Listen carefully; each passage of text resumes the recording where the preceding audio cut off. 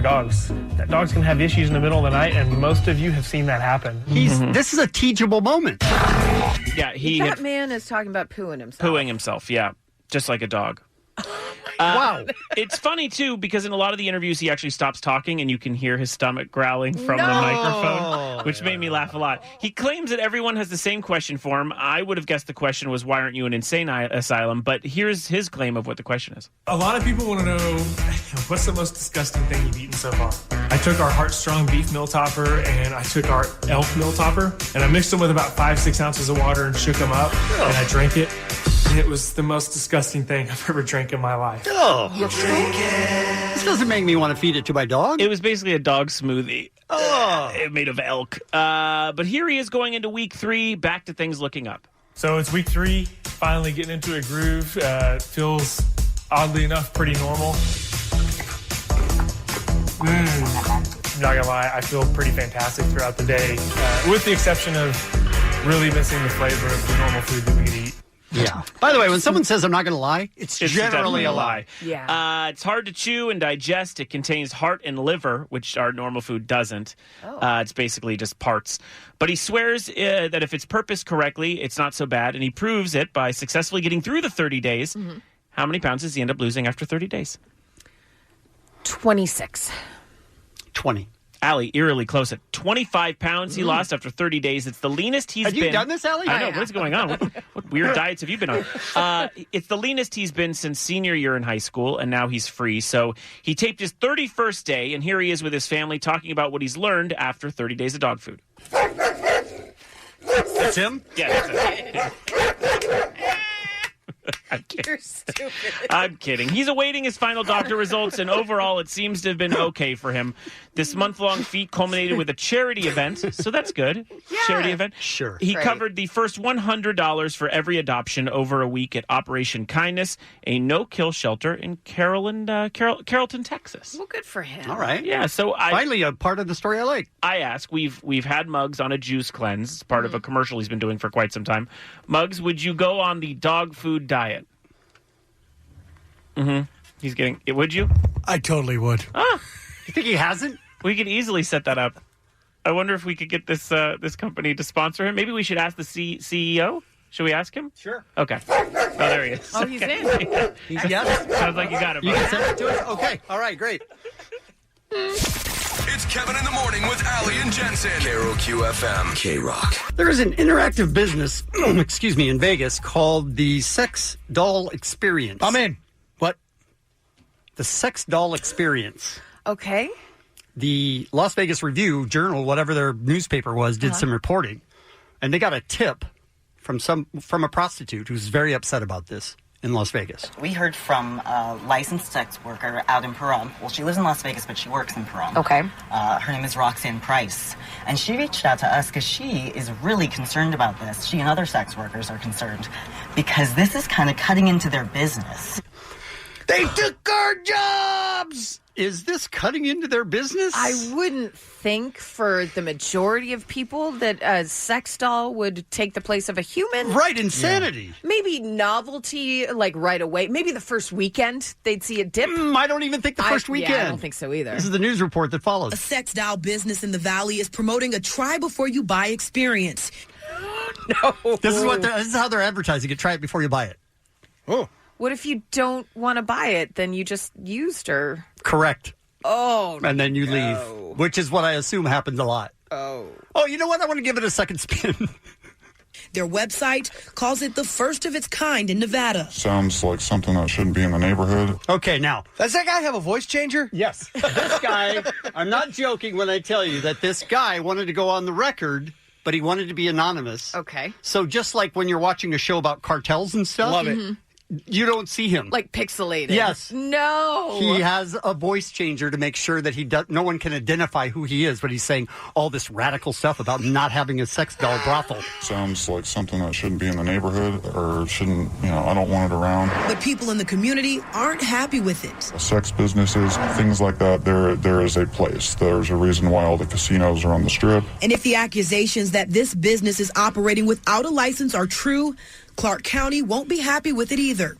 The county saying, quote, We have an open case on that property now, which was initiated by a complaint that the property owners are operating a business without a license. So then they go to the property owner, who's an old woman. Oh, And that's she a plot twist. thought she knew what was going on in the house. The address for this sex doll experience is listed as The Studios near Pecos and Harmon. Joyce Judge is the owner. I didn't know anything about other than them coming to see the dolls. Okay, so she knew they were selling dolls. Coming to see the dolls. Right. And perhaps buy a doll. You didn't know that they would be able to test the dolls out? No. Joyce says she rented out space to a group that said they sold sex dolls. Well, they told me that they had a business license and a retail license, and it was a short-term rental to them, and it's over. Joyce claims the group quit using the space weeks ago. Okay, so they already left by the time this Okay. report is filed. I feel like it's fine. And It was like a hit and run. I don't like them what's calling happening? her a short-term rental. I mean, that is just disrespectful. And they just handed in their keys on Tuesday afternoon. But their website still lists their business as up and running, and the studios is still listed as their location. Would you ever in a million years, Muggs, for real, try a sex doll? For real. I'm not saying I know from experience, but those realistic love openings are sure fantastic. I think out of curiosity. No, I think that's the wrong Absolutely answer. he would. I think out of curiosity I would. But Honestly, if I was a dude, I would. yeah. What? No. Yeah, try it. Well, you have to be the first, obviously, to try it out. I want Yeah. to see it unwrapped. Yes, Yeah. absolutely. It needs to be wrapped if I'm showing up because, Yeah. Not used. correct. We tried calling the number listed on the Sex Dolls Experience website several times, but no one's answered or returned our calls. Oh, really? So no one answered and then no one returned your calls? What the hell? Joyce describes her business as a fluid gender social lifestyle club, but one man who lives close by says he thinks he knows exactly what kind of establishment the studios really is. It's a sex club. Back to him. And they have fetish nights. They have weird, parties, get-togethers. So they weren't selling dolls at all. It's a sex club. I mean, sir. Do the dolls talk, do you think, now that AI is so prevalent? Oh, I hope so. Oh, yeah, just like that. Right? Oh. You may not get that kind of response from a woman. We should try the narcoleptic autopilot. Yes. You're not going to get anyone to try the narcoleptic autopilot, or whatever that was. What are your thoughts on the nose for grandma? Nose for grandma. What? What? I'm saying When was the last time you did the rose creeper? the rose creeper. That one's The difficult. Arabian goggles. The Arabian goggles. I'll bet you'd have to pay a prostitute extra for the brown necktie. Brown necktie. Are these real? What if she's doing a brown necktie? I mean, Now you're in? The mushy biscuit. The mushy biscuit. No. The New Jersey meat hook. No. Let's do the Lithuanian typewriter. I've done that Lithuanian one. I've typewriter. done that one. You have? How's Yeah. the Lithuanian typewriter? It involves a lot of people, actually. Okay. How about the chocolate omelet? Chocolate I omelet. don't I don't want want any that. part of. Messy. No. Anything that has chocolate in the title, I'm out. Does your partner offer you the rear admiral? The Puerto Rican fog bank? The Puerto Rican fog bank. Don't go. We could do the three-eyed turtle. Three-eyed turtle. No one wants that. I like The turtles. Barry Manilow saggy crown jewels? The Barry Manilow saggy crown jewels. I don't want that. I don't even know what it is, but I don't No. want it. The double fish hook? Nope. The Helen Keller? The Sean Penn disaster? Nope. The soggy snorkel? The Jehovah's waitresses? Those waitresses? The Kung Fu action clergy? The hot skillet liquors? The Mr. T experience? Oh, yeah. The morbid tabernacle? The Morbid Tabernacle. Morbid. What? The Morbid Tabernacle. I made that up last night. I was so happy with myself. Lauren Green's nipples? Lauren Green's nipples? Have you ever done the narcoleptic autopilot? The Loretta Super Bowl shuffle? Oh, the Loretta No. Super Bowl shuffle. No. Okay. Now I'm all out. right. This is Kevin in the Morning with Allie and Jensen. K-Rock. The Loretta Super Bowl special. Sin dientes. Because Loretto. Loretta. The Loretta Super Bowl Oh, special. no, you get it in Laredo. Show me photos of me and Loretta. Yeah. It's the only place She's you a can Super buy Bowl it. hooker. That's She what we is didn't realize. not. You don't know? Do you know? Kevin. I'm just saying. Ran during the Super Bowl, right? I don't like it. How about some animal stories? Maybe a raccoon or a story about a dog. Maybe a baboon or a story about a frog. A story about a cat or a pizza rat. A story about a minx or a story about a lynx. Animal stories in the news. Animal stories to cure your blues. Animal stories just for you. Let's find out what they're up to. Let's find out, because as you know, animals be crazy, yo. She's going to stick with it. Said it for years. Valentine's Day, a week from today, you guys. It is a rough time for some people, whether they just had a breakup, whether they're just single. Muggs, I'm staring right at you. Not if you go to Burger King and show them a picture of your ex. That's true. You do get a free Whopper, the location in Burbank for us LA people here. But enter a zoo in Texas to make things a little bit easier for us on that day. A San Antonio zoo is allowing jilted Valentine's Day revelers to name a cockroach or a rat after their ex, and then see it fed to another animal. What? It's not enough that you could just name your ex a cockroach, or a freaking rat. And you then watch a rat get eaten? Yes. Absolutely, you do. It's the zoo's Cry Me a Cockroach event, which allows visitors to the zoo's website to pay $5 to name a cockroach, or $25 for a rat. You name them after your ex. The roaches will be fed to various animals, while the rats will be fed to snakes. Oh. So here's the thing.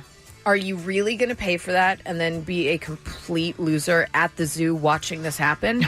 No. You could watch from the privacy of your own home because it'll be live streamed. What? To watch the demise of their named animals. You're sitting at home and, like, your friends don't have loved ones either. So they're like, come on in, Jeff's coming up. Or come on in, Sally's next. That is so twisted. Wow. The internet is full of neat stuff. Is that neat I don't stuff? know for saying it's neat. It Kinda is neat. bizarre. But Does it stream just for you, or does it stream no, for it's streamed anyone for that wants to watch? anyone, yeah. Could you see yourself doing it, Allie? Absolutely not. Okay. Maybe. All right. Yeah. No, I definitely paid for 3. Yeah. I just want to see, whatever. Makes sense. Sure. Absolutely. So from slightly psychotic to absolutely adorable, I saw this headline. Pig cuddlers wanted. South Carolina farm seeking volunteers to scratch bellies and feed cookies to piggies. Book my flight, I love you guys. this. It's the Cotton Branch Farm Sanctuary in Leesville in South Carolina. They posted a help wanted ad on Facebook looking for volunteers to cuddle their piggies to help get them used to their surroundings. I saw a news report, and I was a little bit concerned, quite frankly, about how judgy they were getting on which pigs they'd want to cuddle. And all you have to do is scratch their belly and talk to them. And the sanctuary says that people from all over the country have been signing up to be piggy cuddlers. Can I have a cute little tiny piggy, or do I have to have a big old pig like that? I think I want a little tiny one. It'd be cute. You know what? Pigs, they're like dogs. They're super smart. They have a lot of personality. They're pretty adorable. Right, this is what we're talking about here. We're not going that far. We're not, okay. No. Okay, I didn't know. But, I mean, that news anchor, bitch, you get whatever pig you get. She's fat shaming. And you will love that pig, and you will cuddle that pig, and you'll give that pig cookies. Can I have that one right there? I don't want a big one. F you. Very upset at that woman. Guys, after you win a Super Bowl, sometimes you go to Disneyland, sometimes you just party like a rock star. Well, a Kansas City Chiefs defensive tackle, Derek Nottie, is that how you say his name? Don't know. I should have looked it up. Celebrated his team Super Bowl win by giving residents a chance to adopt a furry loved one for free because he paid the adoption fees for all the dogs at the Kansas City Pet Project. Aww. That's awesome. Isn't that incredible? He had a season-long partnership with the Kansas City Pet Project, and he thought, wow, what better way to celebrate my win by helping other families win by getting a dog for their forever home, and he paid their adoption fees, you guys. Very sweet. Awesome. Yes. NFL players finally doing something good. With dogs, nice. too. I mean, That's true. They don't have That's great true. history. Yeah. The shelter added videos to their Instagram stories of a line of adoption applicants on Monday, all of them wearing Chiefs gear. Very sweet. So darn cute. Do you guys remember last week I did the story about a neighbor calling 911 because she was hearing screams from a woman coming from next door? Yes. A woman was yelling, "Let me out."